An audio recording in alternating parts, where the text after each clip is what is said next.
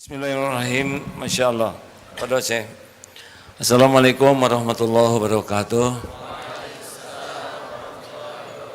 Alhamdulillah tidak terpikir sama sekali, tapi Koh Dondi memberitahu bahwa beliau ingin silaturahim ke Darut Tauhid.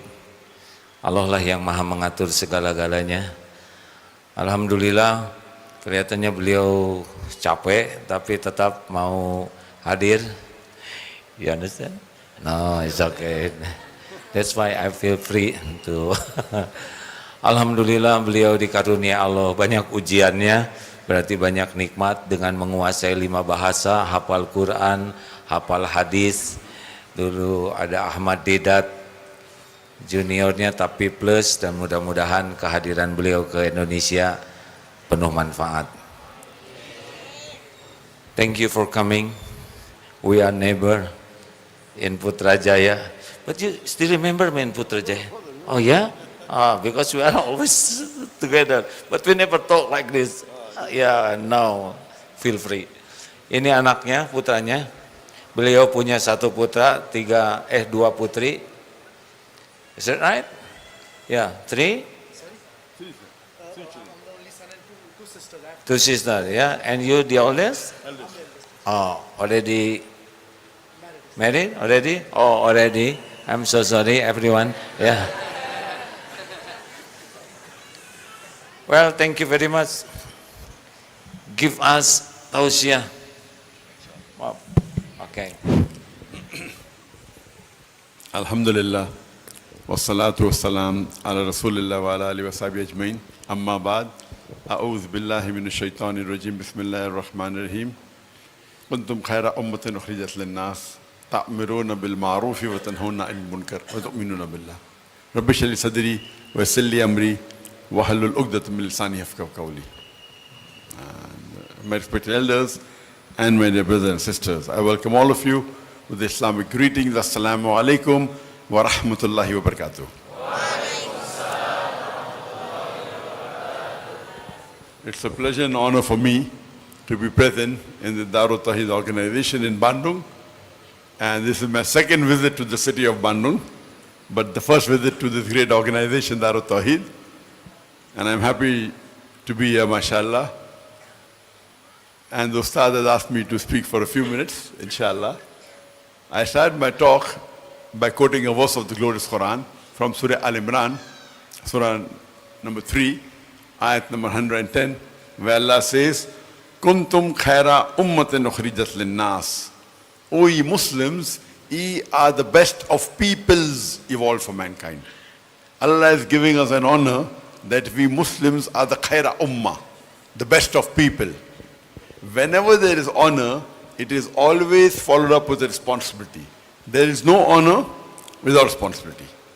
So when Allah is giving us a responsibility and calling us Muslims as the best ummah amongst all the people, don't we have a responsibility?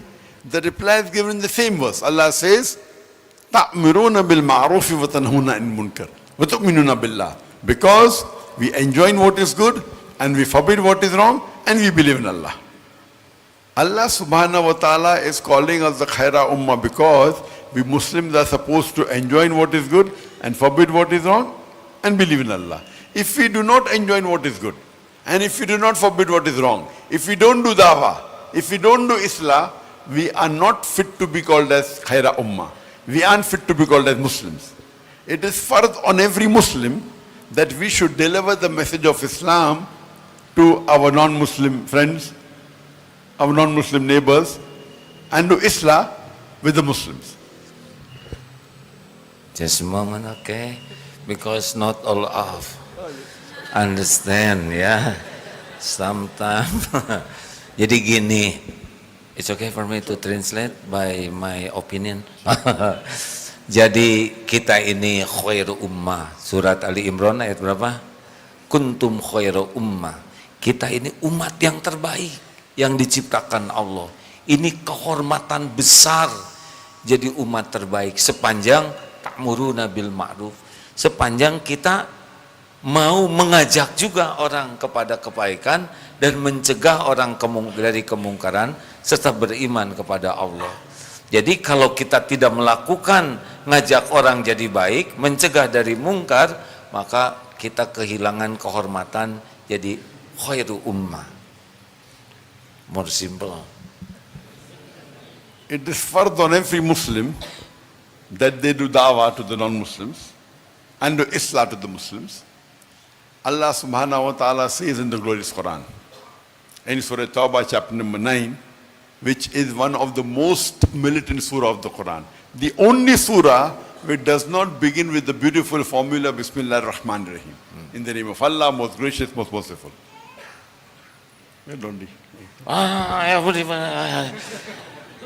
It is Professor Budi Faisal, one of pembina apa? Ya, leader in Darul Tauhid. He is architect, but he know a lot English, but better than me because school in Australia, America, and other country. Mr. Budi, please translate, help me. I need your help. I'm stressed enough. Okay. Yeah. Oh, Allah always help me. Yeah. I just start to learn English. Alhamdulillah. Good, mashallah. Ayo, Budi. Allah says in Surah Tawbah, as I mentioned, Surah Tawbah is the only surah in the Quran which does not start with the beautiful formula Bismillah ar-Rahman ar-Rahim, in the name of Allah, most gracious, most merciful. Allah SWT menyampaikan dalam satu surah, surah Taubat, surat ke-9, di mana hanya pada surat itu Allah SWT tidak memulainya dengan ungkapan Bismillahirrahmanirrahim. Please. And in Surah Tawbah, why does Allah subhanahu wa ta'ala does not start with the beautiful formula Bismillah ar-Rahman ar-Rahim? For example, if you are walking on the streets of Bandung with your wife or with your mother, and if there is a hooligan who snatches the handbag of your wife and runs away, what will you do? Terkait kembali dengan surat At-Taubah yang tidak dimulai dengan ucapan Bismillahirrahmanirrahim dengan menyebut nama Allah yang Maha Pengasih lagi Maha Penyayang. Misalnya beliau sampaikan kita sedang jalan di satu jalan di kota Bandung bersama dengan istri ataupun dengan ibu kita, dan beliau katakan ada hooligan. Hooligan itu persipnya kota Bandung ya, persipnya tapi di Inggris, dan kemudian mengambil tas dari istri atau ibu kita. Apa yang kita akan lakukan? But naturally, you run after him. When you catch up with him, you will not say, Assalamu alaikum rahmatullahi wabarakatuh. You will not say that, Bismillah ar-Rahman ar-Rahim. You will get down to the subject directly. Hey, mister, give me back the handbag, otherwise I'll break your neck. Hey, mister, give me back the handbag, I will break your arm. You will get down to the subject directly. Tentu kita tidak akan bermanis-manis dengan orang yang mengambil tas dari tangan istri dan atau ibu kita. Tentu kita tidak akan menyampaikan Assalamualaikum, Bismillahirrahmanirrahim. Tidak, tentu kita tidak akan melakukan itu. Bahkan kita langsung dengan tegas meminta tas itu kembali. So in Surah Tawbah, there is a peace treaty between the Muslims and the mushriks of Makkah. And this peace treaty was unilaterally broken by the mushriks of Makkah. So Allah subhanahu wa ta'ala is giving a warning to the mushriks that put things straight in 4 months' time, otherwise a declaration of war. And when Allah talks about declaration of war, He comes to the subject directly. No Bismillah required. Ya, ini terkait dengan kisah Peace Treaty Hudaybiyah, you mean? You mean the Peace Treaty is the Hudaybiyah? Hudaybiyah, ya? Is that right? The Hudaybiyah yes. Treaty, ya? Yes. Ini terkait dengan kisah ketika pada waktu itu perjanjian antara kaum muslimin dengan kaum Quraisy Mekah yang tadi disebutkan Peace Treaty, perjanjian perdamaian terkait dengan perjanjian Hudaybiyah. Nah, ini mungkin nanti dilanjutkan ya, apa yang akan terjadi setelah perjanjian ini. Please continue. But by the time Allah subhanahu wa ta'ala reaches verse number 24, now He's talking to us Muslims. He's addressing us. And Allah says, Qul in kana abaukum. Say whether it be for fathers, wa abnaukum, or your sons, wa azwajukum, or your spouses, your wives or husbands, wa ashiratukum, or your relatives.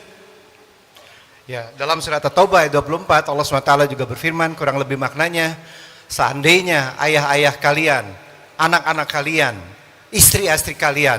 Okay, continue. Finish the surah. You haven't Very finished the long. surah? Oh, No, if I say you won't be able to understand. oh okay. Small. Okay. Long verse. Okay. So you translate the first part, then Oke, that you ya ayyuhalladzina amanu wa qul in kana aba'ukum wa abna'ukum wa ikhwanukum wa azwajukum wa ashiratukum. Wahai orang yang beriman, seandainya kul in kana aba'ukum, ayah-ayah kalian, wa abna'ukum, anak-anak kalian, izat wa azwajukum, istri-istri kalian. And Wa then ashiratukum. wa ashiratukum, Your apa itu? relatives. Your relatives. Keluarga kalian. Okay. And Allah continues, what are your consideration? Are they your fathers? Are they your sons? Are they your wives? Are they your relatives? What is the consideration? Are they your brothers? Wa ikhwanukum? Allah continues, wa amwalun iktaraftumuha wa tijaratun takshawna kasada wa masakinu tarzawnaha. The wealth you have amassed, the business in which you deal, the house in which you live. Allah is asking, what are your considerations? Lanjutan dari ayat yang sama dalam surat At-Taubah ayat 24, harta-harta kalian yang kalian khawatirkan, rumah-rumah kalian yang akan khawatirkan. Saya tidak bisa menerjemahkan secara detail ya, takut salah ayatnya. Tapi intinya Allah SWT beliau sampaikan, menyampaikan apa pertimbangan kalian terkait dengan tadi yang disampaikan di pertama.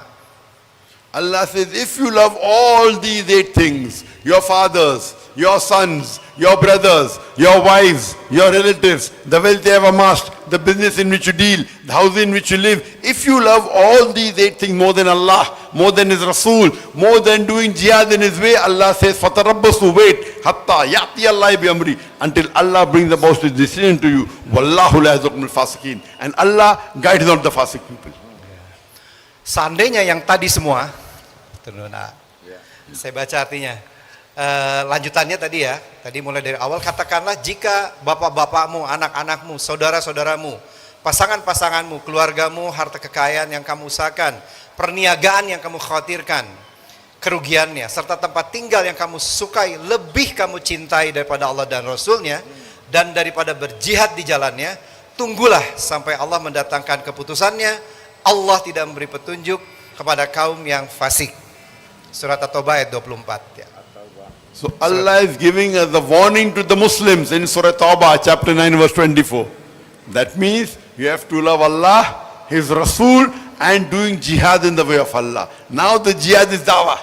Convey the message of Islam to your non-Muslim brothers, non-Muslim friends. Ya. Di sini Allah memperingatkan kepada kita ya, apabila semua itu lebih dicintai dibandingkan berjihad di jalan Allah. Dan saat ini jihad adalah salah satu jihad yang terbaik menurut beliau adalah dakwah dengan cara menyampaikan pesan kepada non-muslim dan terhadap saudara-saudara kita dan juga teman-teman kita yang non-muslim. Terima kasih. I'm asking a question. Suppose your neighbor, when you go to office, your neighbor abuses your mother, uses foul language against your mother. When you come back home and you come to know, what will you do to him? Seandainya tetangga kalian datang kepada office, to your When office, you go to the office, ketika your kita neighbor datang, abuses your mother. ya, ketika kita Foul datang language. kita keluar ke kantor, ternyata tetangga kita Abuses the mother. abuses itu Foul language. mengganggu lah, Foul. mengganggu ya, mengganggu ibu kita. Apa yang harus kita lakukan? Yes. What will you do? Apa yang harus kita lakukan bila tetangga tadi mengganggu ibu What kita? will you do?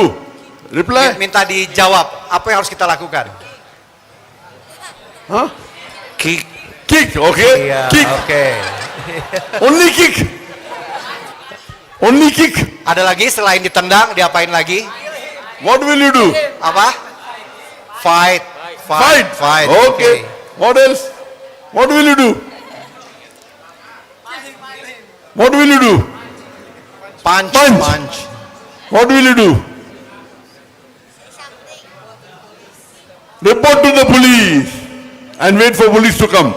How long? Police in Indonesia comes immediately. Apakah polisi di Indonesia kalau lapor polisi bisa datang segera? What will you do? Apa yang akan kita lakukan? Ada lagi? Apa yang harus kita lakukan atau apa yang kita akan lakukan? Apa, Pak?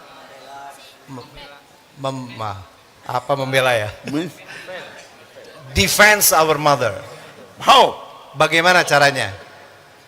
Because we are going to the office, right? Yes, so when you come karena back kita and pergi you come ke to know kita pergi ke that your neighbor kantor abused your mother without any reason. tanpa alasan apapun. Ya, tetangga kita mencelakakan ibu kita tanpa alasan. Apa yang akan kita lakukan terhadap tetangga ini? Kick them all. Kill atau Kill. Kill direct, mashallah. Someone wants to punch, someone wants to hit, To kick. someone wants to kick. and then to kill. Kill. Okay. Fire. We Muslims, we love our mother. Correct? Yes or no? We love our mother or not? We love. All of us love our mother, correct? Okay, now let me ask you one question. That who do you love the most in this world? Number one. Siapa Muslims yang, who do the Muslims love maximum in the world?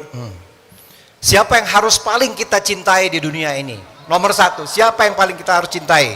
Allah. Very good. 100 marks. We love Allah the most, correct? Correct. We love Allah most. Now my Correct. question to you is, Allah is asking in the Quran, Allah is saying in Surah Maryam, chapter number 19, verse number 88 to 92. وَقَالُوا اتَّخَذُوا الرَّحْمَنُ وَلَدًا. Sorry. Surah Maryam, Surah number 19. 19, Chapter 19, verse verse number 88. 88. Okay. وَقَالُوا اتَّخَذُوا الرَّحْمَنُ وَلَدًا. They say, Allah most gracious has begotten a son. لَقَدْ جِئْتُمْ شَيْئًا إِدًّا. Indeed, they have put forth a thing most monstrous. If anyone says that Allah has begotten a son, Allah is saying in the Quran, it is the biggest abuse you can give to Allah. Is that 88? Ya. Mereka berkata, Allah yang Maha Pengasih telah mengangkat anak. And 89 then? Sungguh kamu benar-benar telah membawa sesuatu yang sangat mungkar. Allah here is saying in the Quran that if you say Allah has begotten a son, it is the biggest abuse you are giving to Allah. Translate. Diulang lagi oleh beliau, Allah SWT berfirman bahwa Allah telah mengangkat anak. Sungguh kamu benar-benar telah membawa sesuatu yang sangat mungkar. No, that is the translation. I'm giving tafsir now. Oke. So after you finish translation, Okay. you have to translate me. Ya, oke. Not that. Oke. The translation. I'm giving tafsir now. Oke. That Allah is saying that the biggest abuse you Okay. can give to Allah subhanahu wa ta'ala Yeah. is to say that Allah has begotten a son. Oke. Sekarang tafsir dari beliau adalah Allah mengatakan, Allah berfirman bahwa yang paling abuse apa Pak? Yang penghinaan ya. Yang penghinaan yang paling besar terhadap Allah adalah ketika kalian mengatakan bahwa Allah mempunyai anak. If the sky had feeling, the sky would have burst open. The earth would have split asunder. The mountain would have fallen down to utter ruin. Seandainya No read. okay, is that the verse? I'm going. Okay. Terjemah tafsir. Okay. Alhamdulillah, Just a untung bukan second. saya yang nerjemah. Bahagia. 90? Okay, 90 right? Lanjutan dari ayat nomor 90, karena ucapan itu hampir saja langit pecah, bumi terbelah, dan gunung-gunung runtuh berkeping-keping. Yes, 90. Yes. So here Allah is saying the biggest abuse you can give to Allah is call him that Allah has begotten a son. If anyone says Allah has got a son, it is the biggest abuse you are giving to Allah. Jadi dalam hal ini menurut beliau yang paling menghinakan ya, mungkin lebih tepat, yang paling menghinakan bagi Allah SWT adalah ketika kita mengatakan bahwa Allah itu punya anak. Today in our offices, in our schools, in the universities, in college, our Christian friend, they are saying Allah has begotten a son. Do they say or not?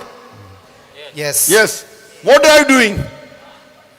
What are you doing? You say you love Allah you love Allah maximum, more than your mother, more than your brother. Someone abuses your mother, you want to punch him, you want to kill him, you want to kick him. Every day your non-Muslim friends are abusing Allah. What are you doing? Terjemah. Ya.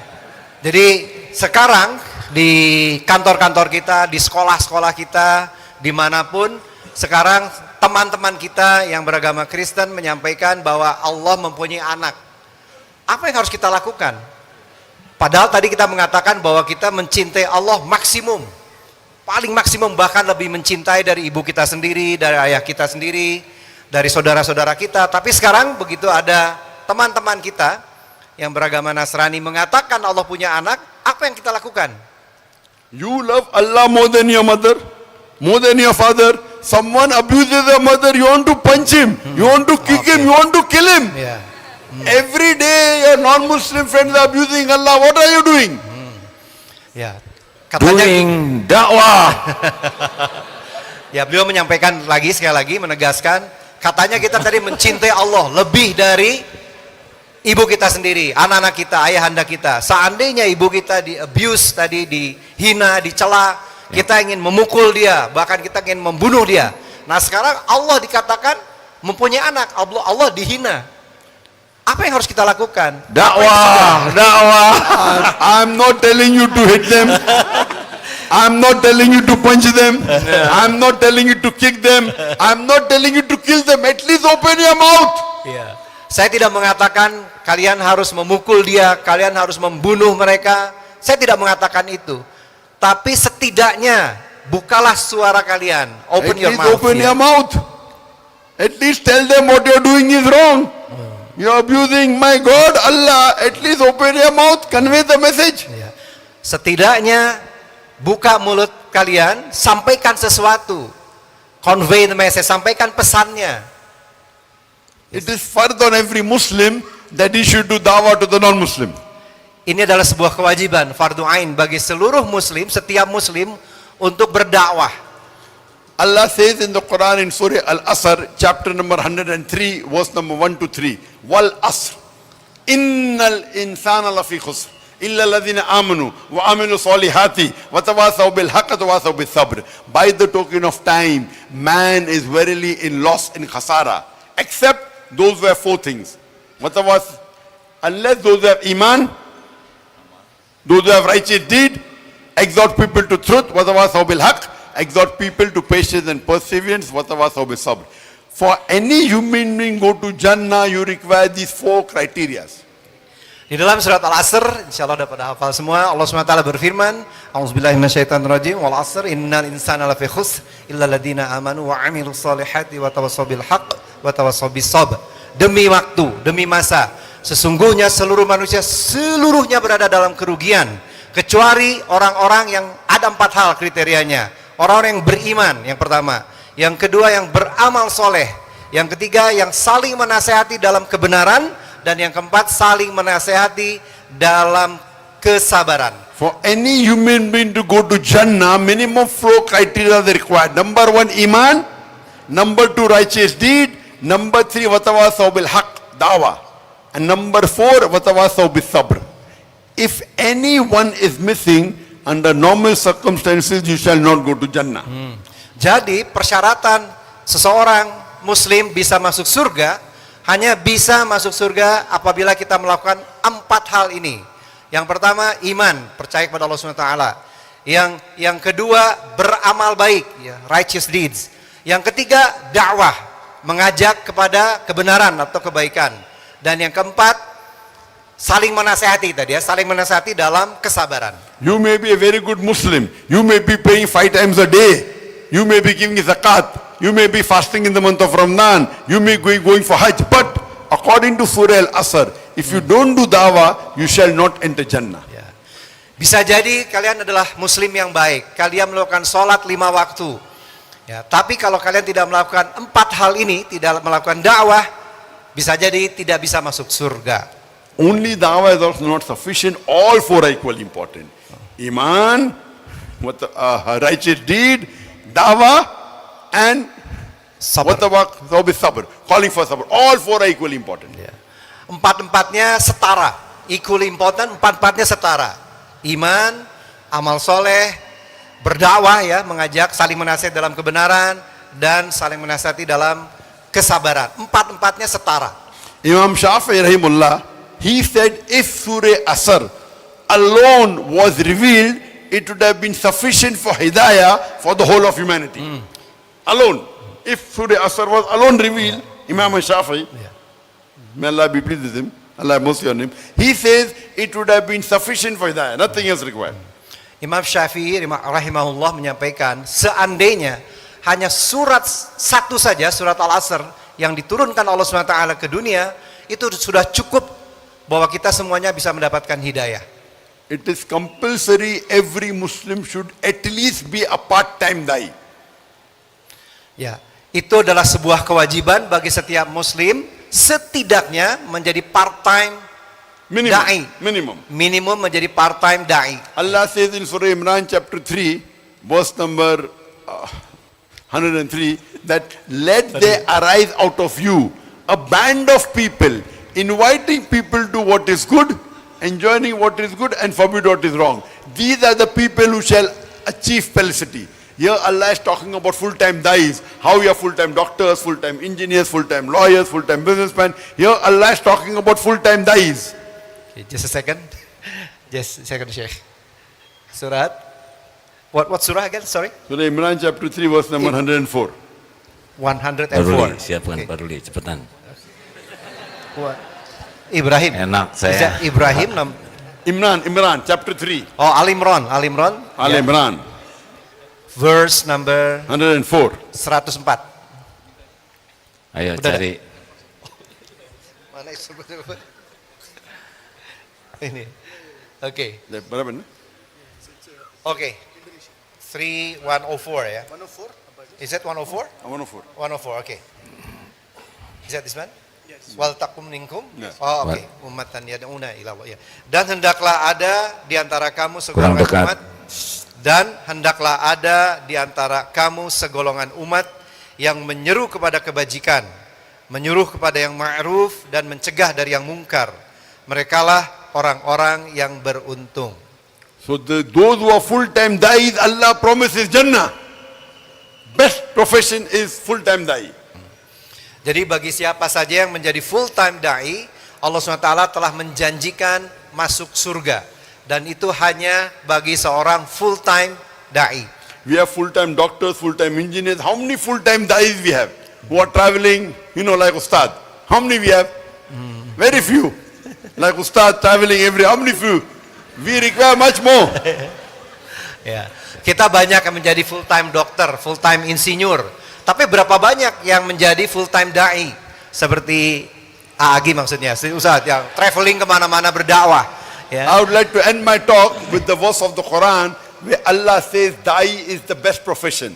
Allah says in Surah Fusilat, chapter number 41, verse number 33, وَمَنْ أَحْسَنُ قَوْلًا مِمَّنْ دَعَا إِلَى اللَّهِ وَعَمِلَ صَالِحًا وَقَالَ إِنَّنِي مِنَ الْمُسْلِمِينَ. Who is better in speech than one who invites to the way of thy Lord, works righteousness and says that I am a Muslim. وَآخِرُ الدَّعْوَانَ الْحَمْدُ لِلَّهِ رَبِّ الْعَالَمِينَ.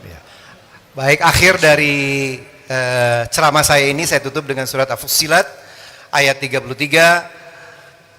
A'udzubillahi minasyaitonirrajim. Wa man ahsanu qawlan mimman da'a ila Allah wa 'amila shalihan wa qala innani minal muslimin. Kurang lebih maknanya, siapakah yang lebih baik perkataannya daripada orang yang menyeru kepada Allah, mengerjakan amal yang soleh dan berkata, sesungguhnya aku termasuk orang-orang yang menyerahkan diri. Surat Fussilat ayat 33. Masya Allah. Halo sih. Alhamdulillah. Thank you very much ya. Rekan-rekan sekalian, tidak ada yang kebetulan. Terjemah.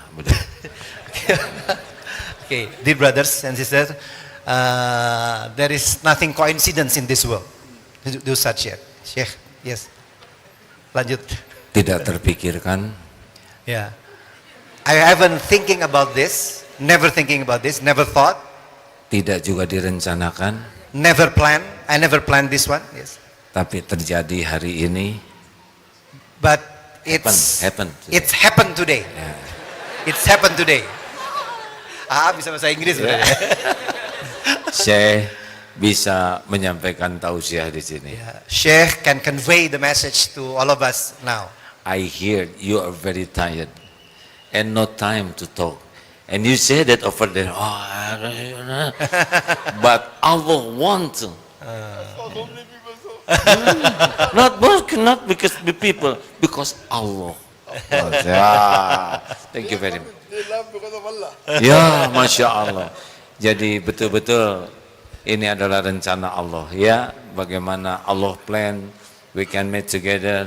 We are. I gave my talk yesterday, Yes. 5 hours. Yeah. From that time I have not slept. Not sleep. Allah. We came full night awake Masya because Allah. we were doing the programming of the stage. Masya Allah. Then maybe 20 minutes, Masya then caught the plane and then Masya on the phone. Allah. Masya Allah. Masya Allah. Beliau asalnya benar-benar capek. Sudah katanya. Tapi I told him, many people waiting for you, love you. I love them too. He said, from deep in our heart, I love you all. Isn't that? Terima kasih hadirin sekalian. Sejujurnya kami ini bertetangga ya di Putrajaya. We are neighbor in Putrajaya many times. We just stay together. But baru sekarang bisa ngobrol panjang lebar seperti ini. Masya Allah. Maybe next time. That's mean, insya Allah in Sunday I'm going to Perth. And your motivation makes my spirit to do da'wah over there is more powerful. Thank you very much. Masya Allah. Jadi hari Ahad saya berangkat ke Perth selama 8 hari for 8 days stay over there, and then many program, and now my spirit is more powerful than before. Thank you very much. Yeah. Do you understand? Yes, I stand under you. It's okay. Yeah. Can you entertain some questions? Thank you very much. Oh ya, sekaligus diperkenalkan kepada para santri, Mr. Budi Faisal, Professor Candidate, insya Allah Professor in ITB as soon as possible. Kalau nanti saya berangkat dan mungkin beberapa waktu tidak di Indonesia karena tugas dakwah di luar, maka Abudi dengan Adeda adalah penanggung jawab Darut Tauhid ini. He is the candidate to responsible of Darut Tauhid. He can talk in English better than me, Masya Allah, and his experience more deeper and powerful. Thank you, Mr. Budi. If I'm going to another country, he can take responsible of this pesantren, ya. Jadi sudah dengar sendiri kan, ya. Nanti tuntut untuk bisa ceramah malam Jumat maupun hari Jumat. Okay, any or any question? Any for lady, any for ikhwan. Yeah. Hanya satu dari ikhwan, satu dari akhwat. You can just choose. Bagus. Satu ya, satu. Kemudian akhwat, satu beliau, satu akhwat, satu ikhwan. Ada pertanyaan dari akhwat? Yang data susah, it's difficult to throw mikrofon. Oke, yang satu yang adik dulu saya. Boleh berdiri dan mungkin sampaikan nama dan langsung pertanyaannya. Adik silahkan. Ya. Perkenalkan, nama saya Yusuf Iskandar, saya dari Universitas Pendidikan Indonesia. Saya ingin bertanya, dalam Al-Quran Allah menjanjikan umatnya surga. Nah, dalam surga itu kan kita tidak dapat merasakan rasa sakit serta tidak ada kejahatan. Pertanyaan saya, apakah kita akan merasakan kenikmatan sehat dan mengetahui akan kejahatan tanpa rasa sakit dan kejahatan tersebut, dan apakah kita akan hidup seperti patung atau merasa bosan jika hidup tanpa tantangan atau rintangan? Okay. Translate is very important, you know. Yes. About life in Jannah, in the heaven. Without pain, without chance, without challenge. Yeah. Yeah, this question is, his name is Iskandar. He is a student in University of Higher Education University, and he said, as we know that in the Quran, Allah Subhanahu wa Taala says in the Quran that in Jannah, in the heaven, we will feel happy, always happy, and we will no feeling pain at all, no pain at all. No challenge. So, but according to him, if we're always happy, we cannot feel any pain at all, then there is no challenge. It is like a robot. What do you think about that? That's a Maybe very good boring. question. That always Maybe happy, boring. So if you read the hadith of our beloved Muhammad Sallallahu Alaihi Wasallam, we are always happy, but there is also higher level of happiness. And the highest level of happiness in Jannah is seeing the wajh of Allah, seeing the face of Allah. Mashallah. So you're always happy, Mashallah. but highest level is, so you will be craving, when will I see the face of Allah? MashaAllah. Always happy, but this is more happy. So minimum is happy, but something like more happy, so you'll wait to see the wajh of Allah. So that is what every person in Jannah would want to see, the face of Allah, which you won't see always. It hadith says Allah will appear on Friday. So there are various hadith. So we long to see the face of Allah. But there is no challenge, he says. According to him, there is no challenge. No, Because this is a challenge. This is a the desire. challenge, oh, Not desire. challenge. Oh, oke. Dalam, ya. The desire. So beliau menjawabnya dalam sebuah hadis yang beliau sampaikan bahwa ada tingkat yang lebih tinggi dari sekedar Everyone bahagia. is happy. Ya, But this is more happiness. ya. Ada tingkat yang lebih yang lebih baik lagi, yang lebih hebat, lebih tinggi dari kebahagiaan yang sudah kita rasakan di dunia ini. Sebahagianya kita di dunia, ada yang jauh lebih tinggi dari itu, dan itu adalah berada di surga dengan melihat wajah Allah SWT. Itulah tingkat kebahagiaan yang paling tinggi. Oke. Inshallah, last question from sisters, once from sisters. Sister, which one? Any sister, yes. Silakan saja ya. Oh itu. Yes, Oke, boleh dibantu mic-nya panitia? Yes, Ya. sister. Oh yes, silakan. Assalamualaikum, Doctor. Waalaikumsalam. It's such an honor to finally meet you. My pleasure. I've watched you since I was 5 years old to 10 years old. Mashallah. And there's one question that always stick in my mind whenever I saw you in poster or videos. How do you maintain yourself in this beautiful religion when you also read other holy book like Bible, Veda, Tripitaka, Bhagavad Gita, and etc.? That's all. Thank you. Let me- Sorry, what's the question? How do you? How do you maintain staying at this religion with Iman when you also read other book, other holy book like Holy Bible and many more? Terjemah. Boleh silakan langsung terjemahkan pertanyaannya dalam bahasa ya. Indonesia. Bentar. Jadi pertanyaan saya, bagaimana Dr. Zakir Naik itu tetap bertahan dengan imannya di dalam Islam, sedangkan sedangkan membaca buku kitab agama lainnya, gitu. Sisters ask the question that how I remain in Iman after reading, besides Quran, Bible, Old Testament, New Testament, Bhagavad Gita, Ramayana, Veda, how do I remain in Iman? I was a Muslim because my father was a Muslim initially. Till the age of 19, I was a Muslim because father was a Muslim, just following blindly, like most of them. Then I met Sheikh Ahmad Didat, he inspired me, and I started doing dawah. Then I started reading other scriptures. When I read other scriptures, now I'm a Muslim by choice. Because I've read Bible, I've read Veda, I've read Ramayana, I've read Mahabharata. Now, after comparing, I am now Muslim by choice. Ya, saya adalah seorang Muslim terlahir sebagai seorang Muslim. Keluarga saya seorang Muslim.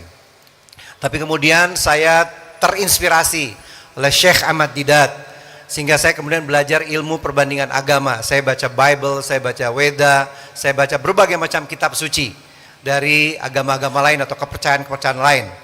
Karena saya membandingkan berbagai macam kitab-kitab tersebut, sekarang saya bukan seorang Muslim keturunan.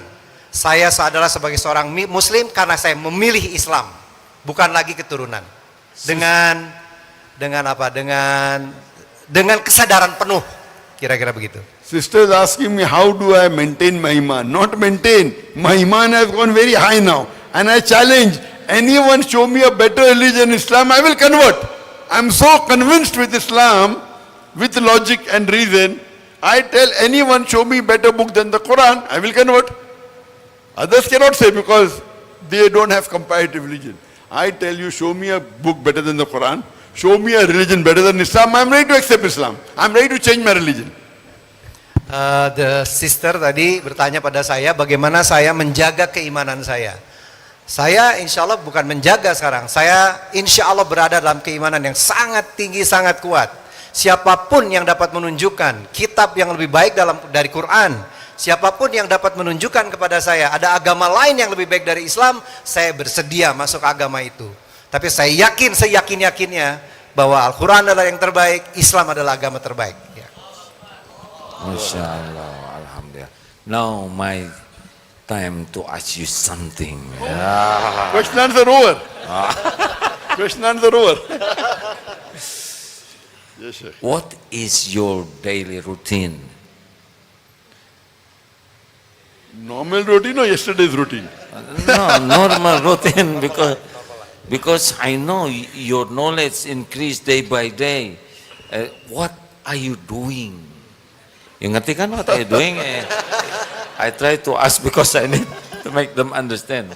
Please tell me your activity, daily activity. As a medical doctor, Let me translate first ya. Gurunda AA bertanya kepada beliau, kepada dokter, bagaimana kehidupan sehari-harinya dalam keseharian ini, dalam keseharian. Seperti apa sih?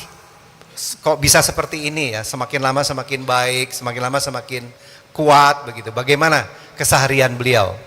That's right. as a medical doctor, I know that a human being should sleep for 7 to 9 hours a day, average. You cannot, if you sleep less than 7 hours, you cannot function normally. Oke. Sebagai seorang dokter ya, medical doctor, beliau tahu bahwa bagi seseorang siapapun tidur itu sebaiknya antara 7 sampai 9 jam sehari. Kalau kurang dari 7 jam, biasanya tubuh kita tidak berfungsi baik. Yes.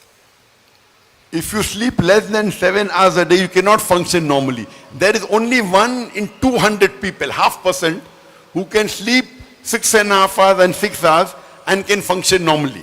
1 out of 200, 0.5%. 0.5%. Seandainya kita tidur kurang dari 7 jam per hari, maka tubuh kita tidak akan berfungsi secara normal.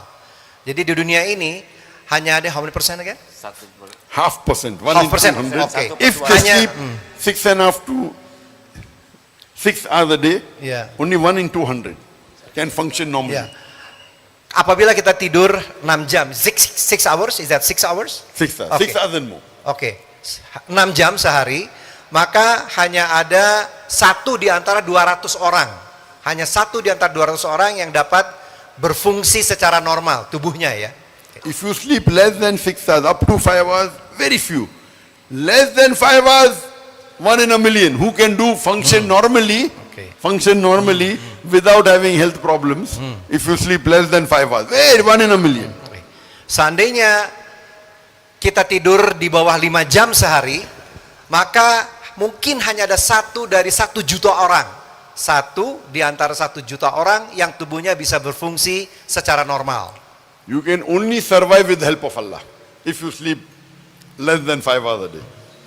Ya. Kalau kita tidur kurang dari 5 jam sehari, maka kita akan bisa survive hidup normal hanya semata-mata dengan pertolongan Allah Subhanahu wa taala. By Allah's help, I on average every day I sleep for about 3.5 hours on average. Semoga Allah Subhanahu wa taala menolong. Dalam keseharian saya hanya tidur kurang lebih 3,5 jam sehari. Sometimes 3 hours, sometimes 3.5 hours, sometimes 4 hours. On average, 3.5 hours. Kadang-kadang 3 jam, kadang-kadang 3,5 jam, kadang-kadang 4 jam. Tapi rata-ratanya saya tidur 3,5 jam sehari dengan pertolongan Allah. Yesterday, last night, I gave a talk continuously for 3-4 hours. Then I was with my staff looking at the stage. I slept today morning only for 20 minutes before breakfast, 20 minutes today. Tadi malam saya berbicara tanpa putus 3-4 jam, kemudian dilanjutkan bersama diskusi dengan para staff saya, melihat panggung dan sebagainya. I was trying to avoid coming here, but because of the love of Ustad, I had to come here. Sehingga tadi saya lanjutkan dulu, sehingga saya hanya tidur 20 menit saja sebelum makan pagi. Tadinya saya berusaha tidak datang ke sini, tapi kemudian Akhirnya saya datang ke sini, kira-kira gitu. After seeing you, yet I'm functioning normal. Allah's help. After seeing you, yet I'm giving a talk, handling question answer session. You have to be at the best level to handle question answer session. Masya Allah. Jadi setelah melihat kalian semua, saya dengan pertolongan Allah bisa berfungsi normal, sangat normal gitu ya. Regarding my daily routine, I don't know where to start because I sleep twice a day on average, both put together. I would say that, okay, in the night I sleep for approximately half an hour and I get up for tahajjud. Tahajjud is, Qiyamul Layl is the most important sunnah after Faraiz. A da'i, it's not fard on every Muslim, but for a da'i, it's very important, it's your connection with Allah subhanahu wa ta'ala. So I, on an average, when I'm at home, I spend about 2 hours every night in tahajjud. I start my day, I sleep for half an hour, then get up for tahajjud.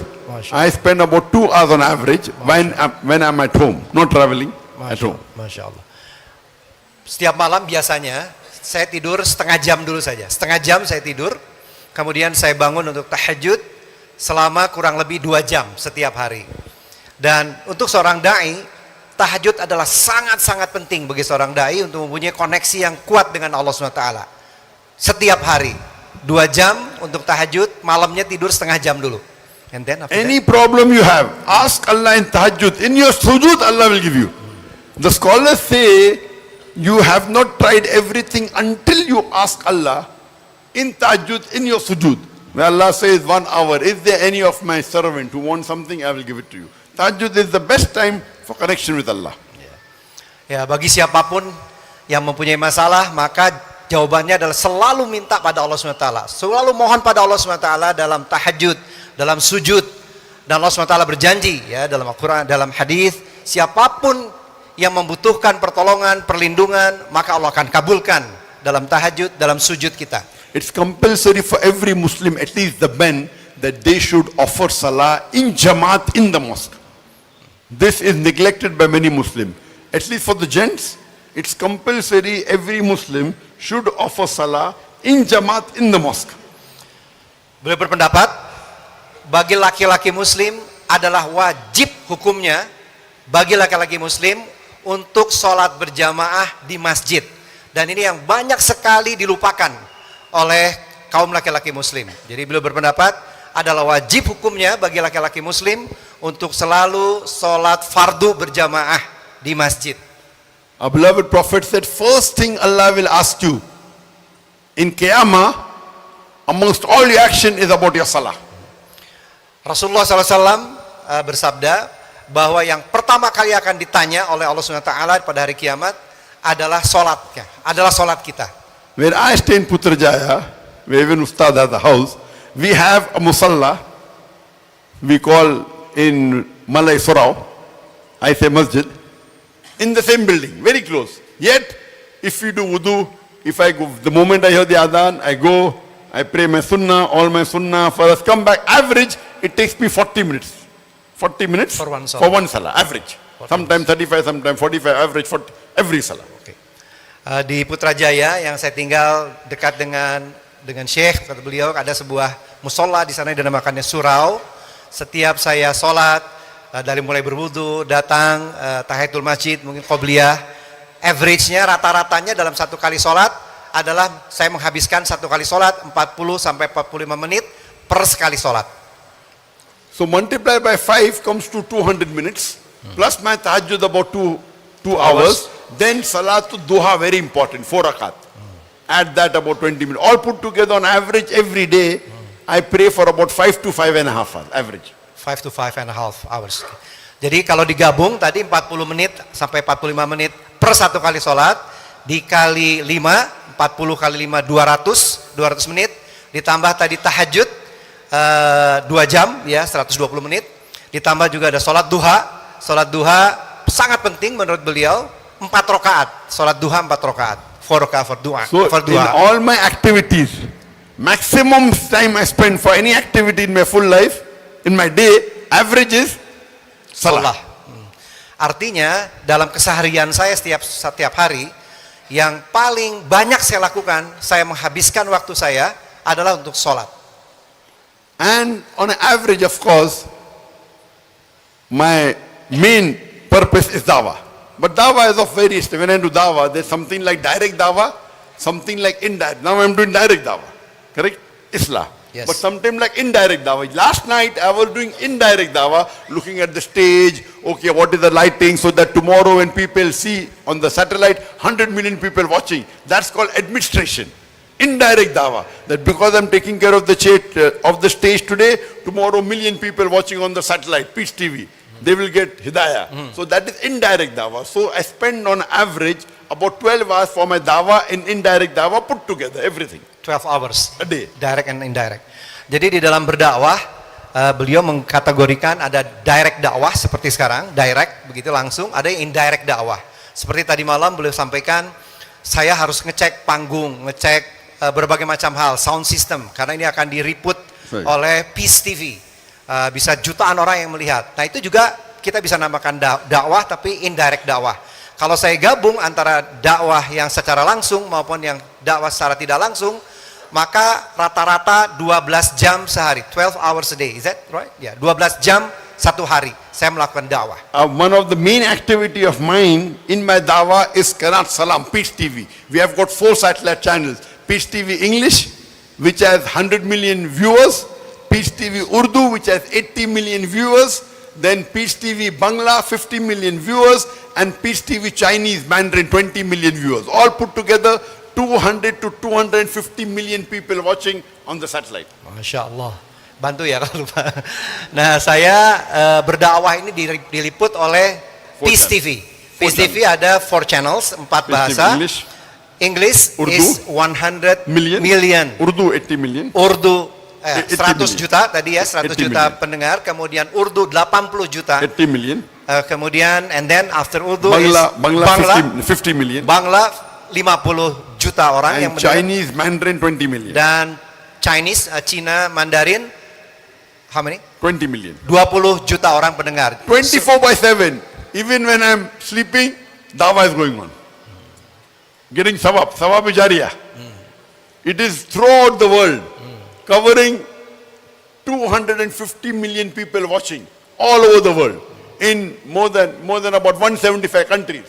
This is dawah going on. We are sitting here. Yeah, I'm doing very limited dawah. Maybe 500 people, 1,000 people. There, million people.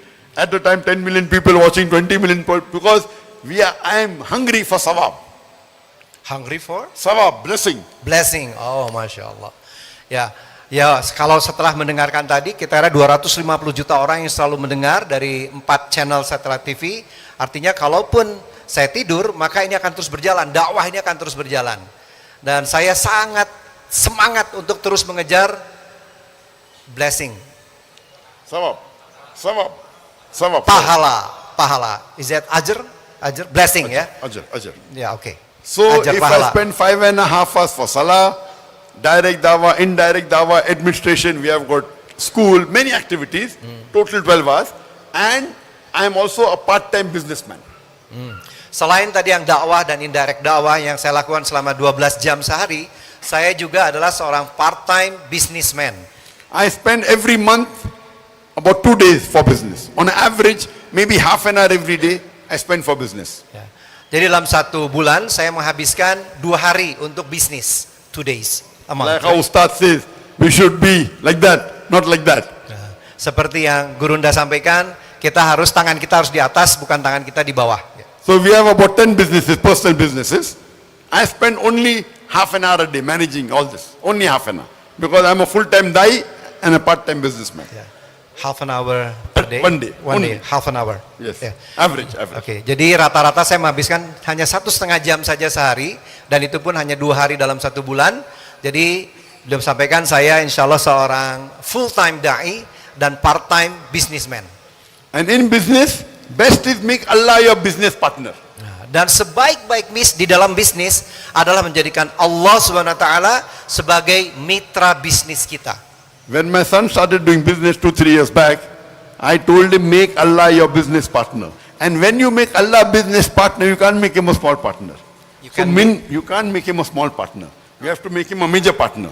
So I told my son, when you make Allah your partner, minimum give 51% of your profit in charity to Allah subhanahu wa ta'ala.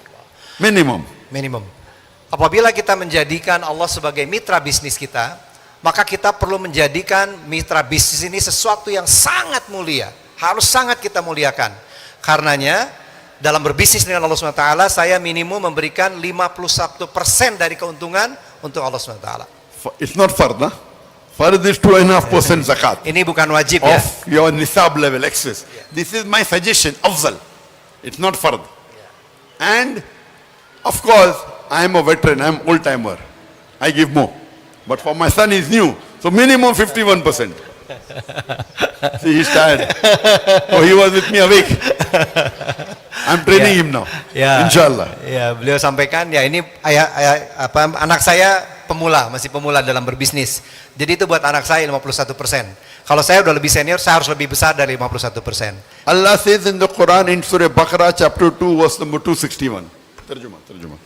If you give one corn, Surah Al-Baqarah Surah Baqarah chapter 2 verse number 261. 261. If you give one grain in the way of Allah, Allah will give you 7 year, 7 buta. Every year will have 100 grain. That means you put one Jazakallah grain in the way of Allah, Allah will give you 700 grain. 700 times profit.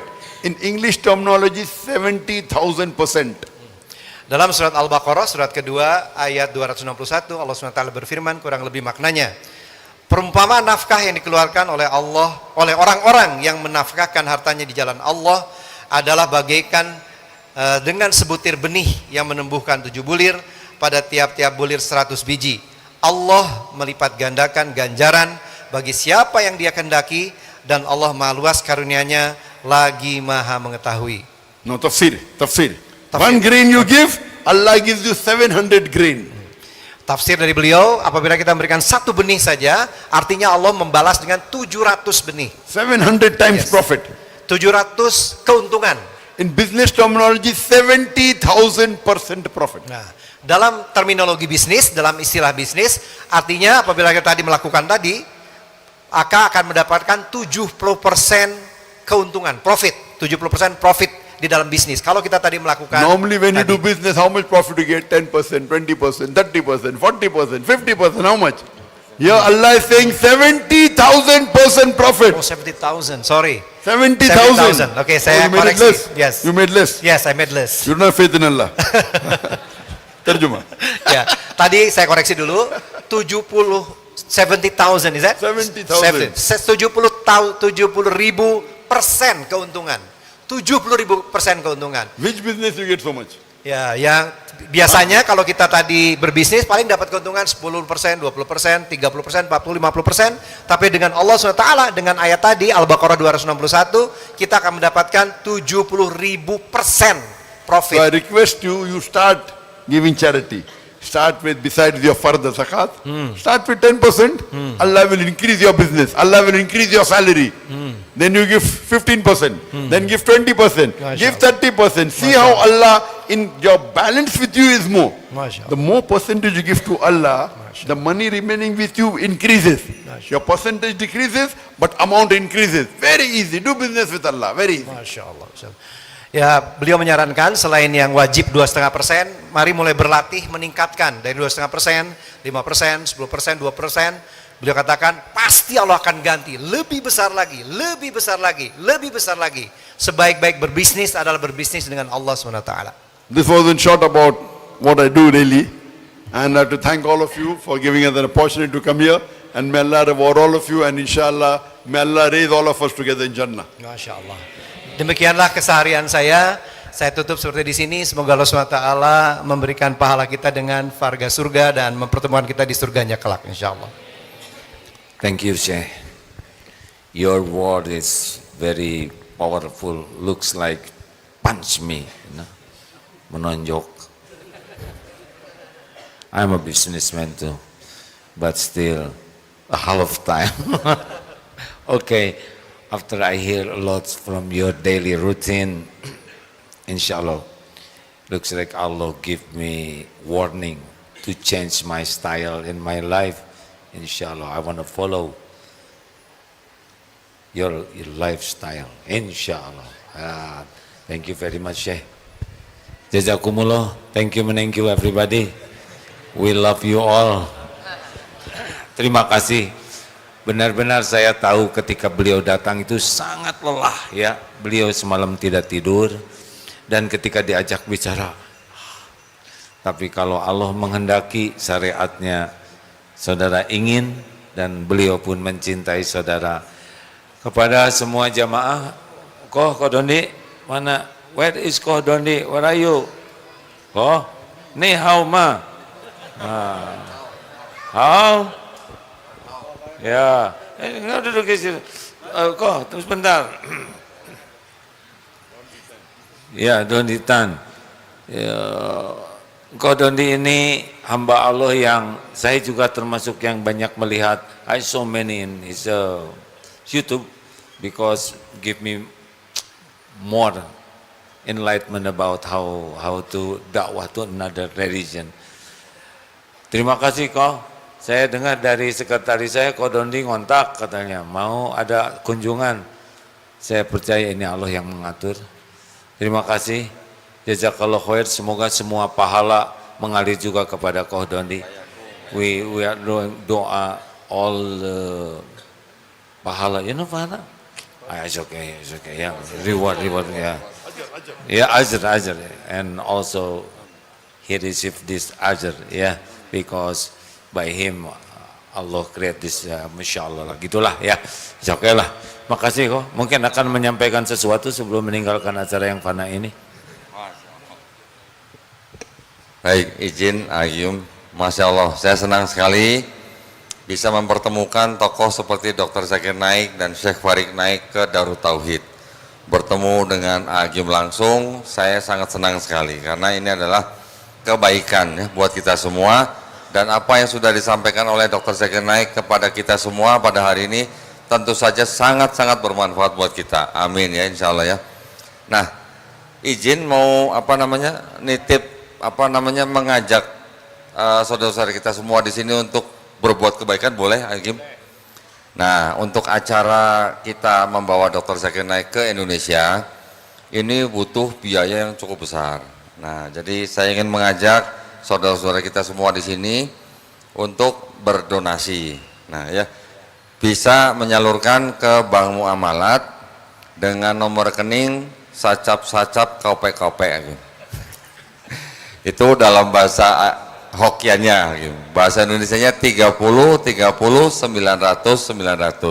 atas nama Garda Mu'alaf Indonesia Events. Berapapun yang Bapak Ibu donasikan atau sedekahkan buat acara Dr. Zakir Naik ini, insya Allah akan membawa kebaikan kembali buat kita semua. Dr. Zakir Naik ini datang ke Indonesia berceramah, hanya menggunakan tempat, tapi disiarkan langsung oleh PIS TV. Yang menonton ratusan juta orang.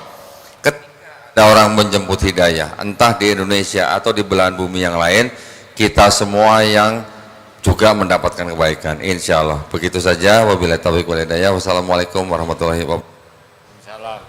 Jadi ini bukan untuk beliau, tetapi ini untuk sewa sound system dan sebagainya. Kalau beliau seperti yang diceritakan, ongkos sendiri dan tidak mengharapkan apapun. Terima kasih. Subhanakallahumma bihamdik, asyhadu alla ilaha illa anta astaghfiruka wa atubu ilaik. Assalamualaikum warahmatullahi wabarakatuh.